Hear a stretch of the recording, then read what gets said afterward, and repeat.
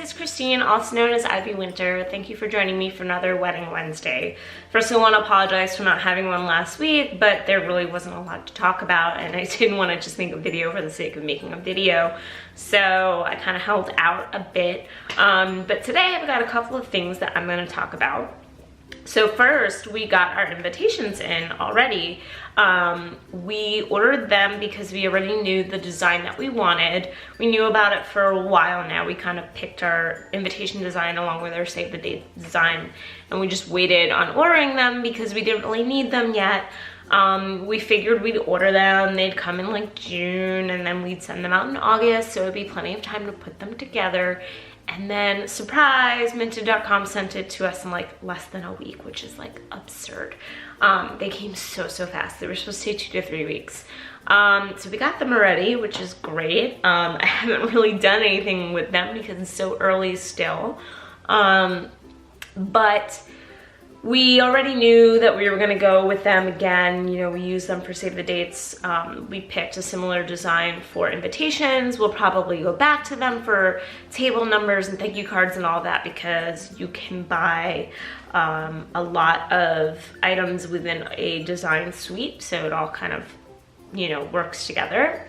I do highly recommend them. They've been really quick with shipping. They usually have a lot of sales, and even if it's only 15% off, that saves you a lot of money when your order is like a few $100s, and it's expensive. Like, invitations are so expensive. I didn't even realize how expensive they were gonna be.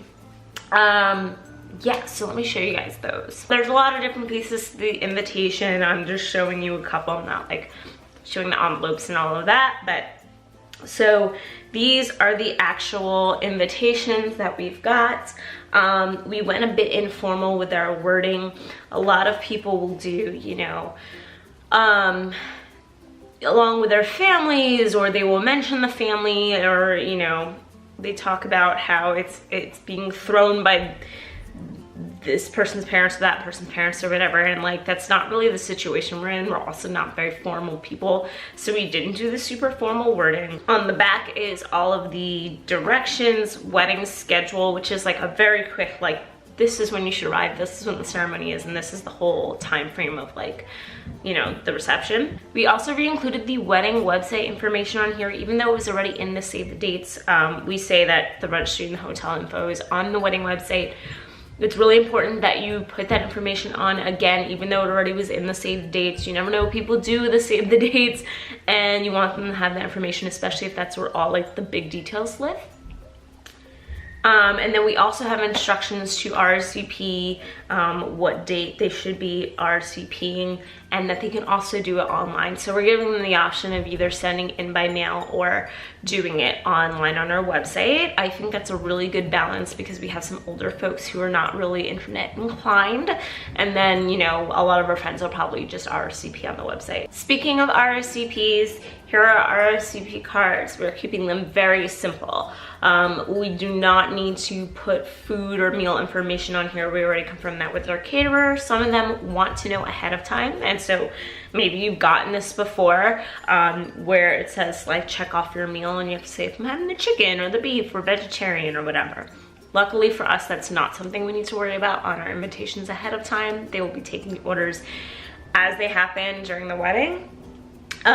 We just have accepts and regrets, and the line for people to put their names and kindly reply by October 21st. So again, 2 places they have the information of the date that they need to RSVP by. And then lastly, we also have rehearsal dinner information. We have less of these than invitations, because rehearsal dinner is just going to be our wedding party, immediate family, and a couple of people who are from out of town, if they're gonna be there earlier, but we're keeping it pretty small to about 45 people or so. So I only ordered enough for those people, and I will be specifically putting that into their invitation suite. One tip that I've learned that I'm definitely going to use is to number RSVPs. Apparently it's pretty common that people completely forget to add their names and things like that. So you don't want to get an RSVP and someone says, yeah, I'm coming, yay, and they didn't write their name and you're like, who the heck is this? So one thing you can do is very lightly write a number on the back of the RSVP card and create your own spreadsheet and say, okay, number 1 went to these people, 2 went to these people, and then you can get an idea of who might have forgotten to put their name down, and then you can, you know, track that without having to just count all the other RSVPs and figure out who's missing. So that's a really, really good tip that I've learned. So that's it for the invitations. Like I said, they aren't gonna go out until the end of August, which is even still a bit early, but because we do have a lot of people traveling completely across the country from the West Coast and a few people traveling from outside of the country, we decided that we wanna give like the 10 to 12 week time span. Normally, etiquette, and I always roll my eyes with etiquette, but etiquette says 6 to 8 weeks out. You don't want to give it too early, and then people are like, I don't know what I'm doing in that day, and like, are they RSVP yes, and then they forget, or whatever it might be. And obviously you don't want to do it too soon. You want to give people time to arrange, you know, whatever they need to get there. Okay, so moving on, I'm going to talk really quickly about shopping for wedding bands. We got to do that this past weekend. Well, we more browsed. We haven't bought anything yet. But we went into a couple of designers. One we didn't have an appointment, another one we did. A lot of the places here in New York, at the very least, you need to have an appointment to really view and take the time to try on the rings. A lot of these places are closed except for appointments only. You know, it's just, I guess, difficult for them to just have people always in there browsing and not necessarily there to buy. So they definitely want to take the time to dedicate to you. We went to this one place called Anna Sheffield's. I am in love with one of the rings there that I saw, so it's a really big contender for my wedding bands. I'll show it over here somewhere. Definitely not traditional, but I wanted something that was gonna fit the shape of my engagement ring. If you can see the way the shape of it is, it's curved so it can fit under the emerald cut of the engagement ring. I want to wear them together. Some people just buy a wedding band and then they switch out. My best friend did that. She just doesn't really wear her engagement ring anymore. She just wears the wedding bands. But I want something that I can wear both with. So yeah, I really like this one ring, and Peter also saw some of the men's rings and he really liked them as well. So it's a strong contender right now. I'm still going to be checking out a couple places on my own. I think he's pretty settled. Like, it was a pretty traditional men's ring.